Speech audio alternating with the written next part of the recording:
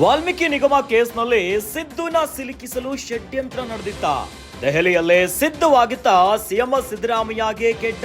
ಸಿದ್ದುನ ಹಣಿಯಲು BJP high command ಮಾಡಿತ್ತು plan. Valmiki ನಿಗಮ ಹಗರಣದಲ್ಲಿ ಹಣ ದುರುಪಯೋಗದ ಆರೋಪ. ಹಣಕಾಸು ಇಲಾಖೆಯಿಂದಲೇ ನಿಗಮಕ್ಕೆ ಅನುದಾನ ಹಂಚಿಕೆ. ಇನ್ನು ಹಣಕಾಸು ಇಲಾಖೆಯನ್ನ ಹೊಂದಿರುವಂತಹ ಸಿಎಂ ಸಿದ್ದರಾಮಯ್ಯನವರು ಇದೇ ಪಾಯಿಂಟ್ ಅನ್ನ ಇಟ್ಕೊಂಡು ಸಿದ್ದುಗೆ ಚಕ್ರವ್ಯೂಹ.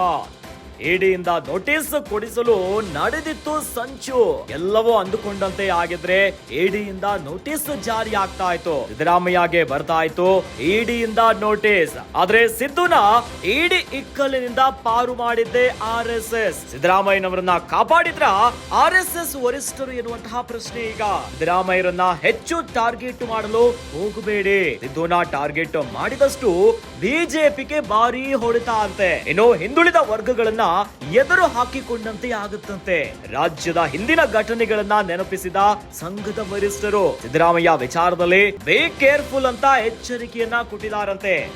RSS ಸೂಚನೆ ಸಿಗ್ತಿದ್ದಂತೆ ಸೈಲೆಂಟ್ ಆದಂತಹ ಹೈಕಮಾಂಡ್ ಇಡಿ ನೋಟಿಸ್ ಕೊಡಿಸುವ ತಂತ್ರದಿಂದ ಹಿಂದೆ ಸರಿದ ಬಿಜೆಪಿ.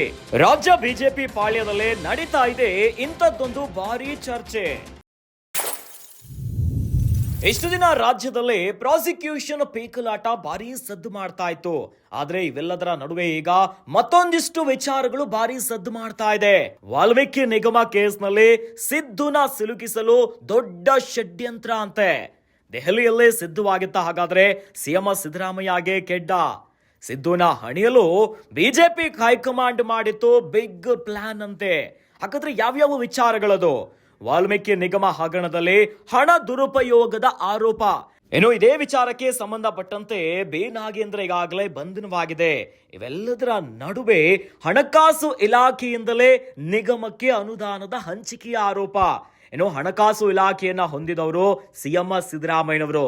ಇದೇ ಪಾಯಿಂಟ್ ಅನ್ನ ಇಟ್ಕೊಂಡು ಸಿದ್ದುಗೆ ಒಂದು ದೊಡ್ಡ ಚಕ್ರವ್ಯೂಹವನ್ನ ಸಿದ್ಧ ಮಾಡಿದಾರಂತೆ.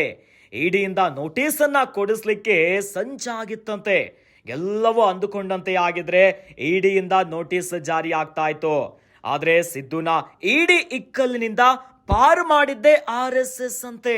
ಇವೆಲ್ಲ ಸಮಸ್ಯೆಗಳಿಂದ ಪಾರು ಮಾಡಿದ್ದೆ RSS ವರಿಷ್ಠರಂತೆ. ಸಿದ್ದರಾಮಯ್ಯ ವಿಚಾರದಲ್ಲಿ ಬಿ ಕೇರ್ಫುಲ್ ಅಂತ ಎಚ್ಚರಿಕೆಯನ್ನ ಕೊಟ್ಟಿದ್ದಾರಂತೆ. RSS ಸೂಚನೆ ಸಿಕ್ತಿದ್ದಂತೆ ಸೈಲೆಂಟ್ ಆದಂತಹ ಹೈಕಮಾಂಡ್ ಇಡಿ ನೋಟಿಸ್ ಕೊಡಿಸುವ ತಂತ್ರದಿಂದ ಹಿಂದೆ ಸರಿದಿದ್ದಾರೆ. ಇಂಥದ್ದೊಂದು ವಿಚಾರ ಈಗ ರಾಜ್ಯ ಬಿಜೆಪಿ ಪಾಳ್ಯದಲ್ಲೇ ಭಾರೀ ಸದ್ದು ಮಾಡ್ತಾ ಇದೆ.